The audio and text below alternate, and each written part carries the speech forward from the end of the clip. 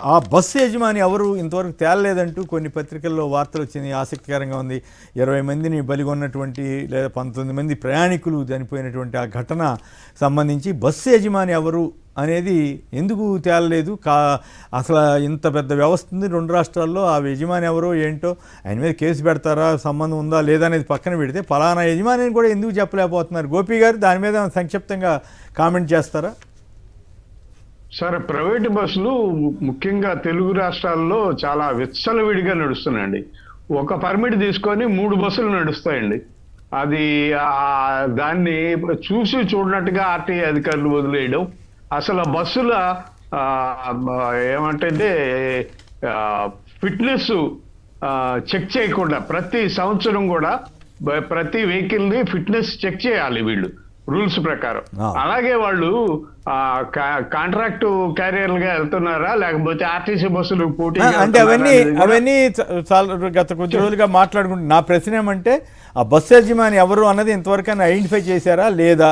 ఎందుకు కావాలని ఏమన్నా దాస్తున్నారా? లేదు నిజంగానే వీళ్ళు రికార్డ్ చేసి ఉంటే మంచిదే. కొన్ని పత్రికల్లో వచ్చింది కాబట్టి నేను అంతవరకే పరిమితం అయితే టైం తక్కువ. అంటే వాళ్ళు అధికారులకి తెలుసండి ఆ బస్సులు ఏ బస్సు ఎవరిది అనేది అధికారులకు తెలుసు, అధికారుల దగ్గర సమాచారం ఉంటుంది.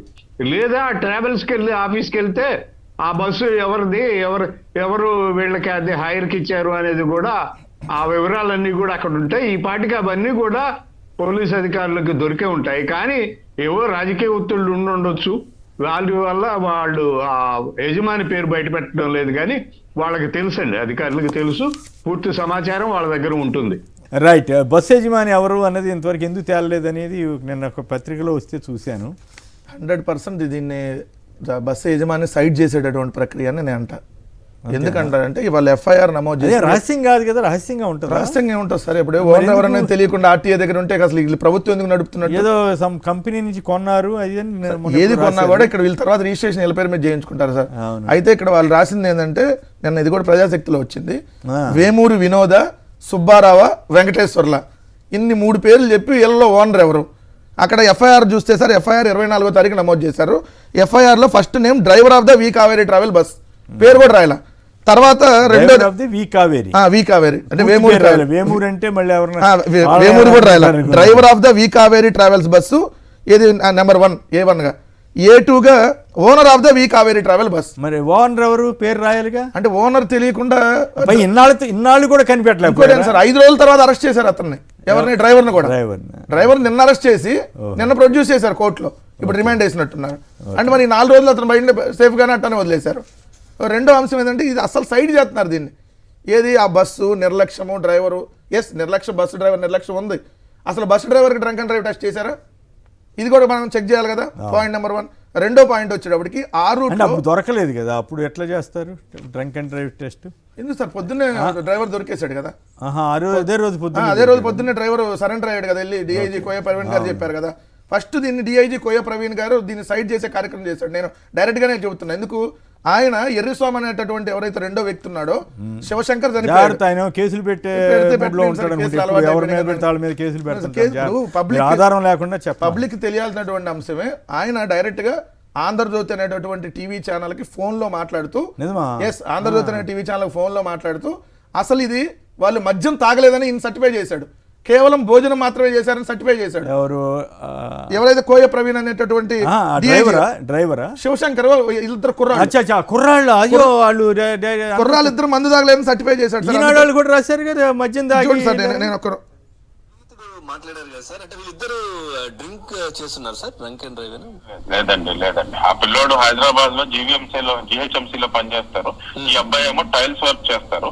ఇద్దరు కలిసి దాబాలో భోజనం చేసి వీళ్ళు, ఈ అబ్బాయి పత్తికొండ దగ్గర తుగ్గలి మండలంలో ఏదో గ్రామం, అక్కడికి వెళ్తానంటే నీకు ఇక్కడి నుంచి బస్సులు ఉండవు, నేను వాళ్ళు మద్యం తాగలేదని చెప్పి డైరెక్ట్ గా డిఐజీ కోయ ప్రవీణ్ గారు సర్టిఫై చేశాడు. ఎట్లా చెబుతారు, ఎట్లా చేశారు వాళ్ళు? మద్యం వైన్ షాప్ లో కనీసం మాబోటి వాళ్ళ రిక్వెస్ట్ ఏంటంటే, మీరు రాజకీయంగా ప్రభుత్వానికి చేస్తే హెల్ప్ చేయండి, కానీ సామాజిక బాధ్యత అనేది కూడా. నేనేదో ఈ ప్లాట్ఫామ్ లో కూర్చొని నేను సాక్షి పత్రికనో టీవీనో ఈయన అంటున్నాను, కాబట్టి బెల్ట్ షాపులు అని రివీల్ చేయకపోతే అసలు ఈ అంశాన్ని మధ్యాహ్నం చుట్టూతో తిప్పేవాళ్ళు కాదు వీళ్ళు. ఎప్పుడైతే సాక్షి లక్ష్మీపురంలోని బెల్ట్ షాపులో కొన్నారని ఎస్టాబ్లిష్ చేసిందో బెల్ట్ షాపులు కాకుండా మద్యం షాపుల దగ్గర తీసుకొని వచ్చారు. ఓకే. సో అందుకని మద్యం షాపులో ఫుటేజ్ని బయటకు తీశారు. సో ఇది 7 గంటలకు రెండు క్వార్టర్ బాటిల్ కొన్నారండి సుమో అనేటటువంటి చంద్రబాబు నాయుడు గారు చెప్పిన 2 క్వార్టర్ బాటిల్ 7ంటికి కొన్నారు, 8ంటికి దాటం అయిపోయింది. మళ్ళీ 8:25కి వచ్చారు, మళ్ళీ ఒక క్వార్టర్ బాటిల్ కొన్నారు, సరిపోలా, మళ్ళీ లక్ష్మీపురం వెళ్ళారు, మళ్ళీ కొన్నారు.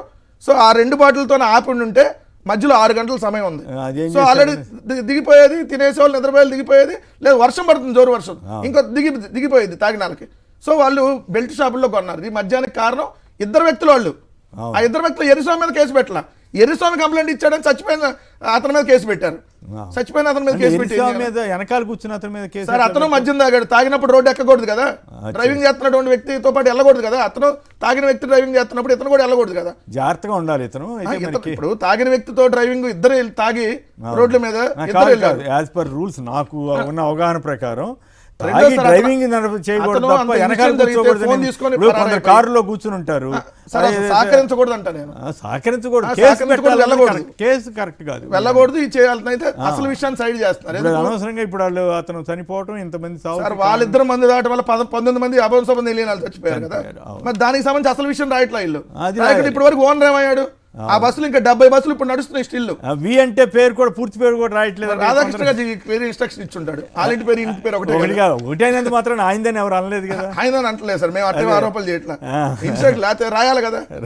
ఓనర్ తెలియదా సార్ ఇప్పటి వరకు? అది ఆశ్చర్యంగానే ఉంది. అంటే ఓనర్ ఎక్కడ ఉన్నాడు? వాళ్ళు కావాలంటే ఎక్కడెక్కడో అమెరికాలో ఉన్నాడు, అక్కడ ఉన్నాడని కేసులు అయితే పెట్టుకుంటారు వాళ్ళకి ఇష్టం. కూడా ఇంకో డ్రైవర్ ఎవరో పెట్టి ఆయన ఓనర్ అని చెప్పి A2గా ఆయన సబ్మిట్ చేసినా కూడా ఆశ్చర్యం లేదు. రైట్, చూద్దాం.